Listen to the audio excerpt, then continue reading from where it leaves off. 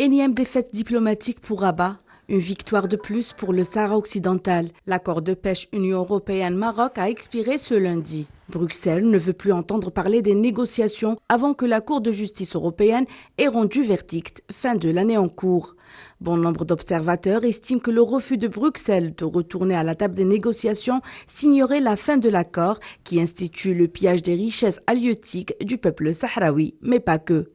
Invité dimanche soir à l'échiquier international, Saïd Ayachi, président du Comité national algérien de soutien au peuple sahraoui, a estimé que l'Union européenne devrait respecter sa propre justice. L'Union européenne doit respecter sa propre justice, puisqu'elle est en faveur du Front Polisario. Et puisqu'elle est en faveur du Front Polisario, les accords avec le Maroc en ce qui concerne la pêche, mais aussi plus tard pour les produits agricoles, phosphate et autres, également, oui.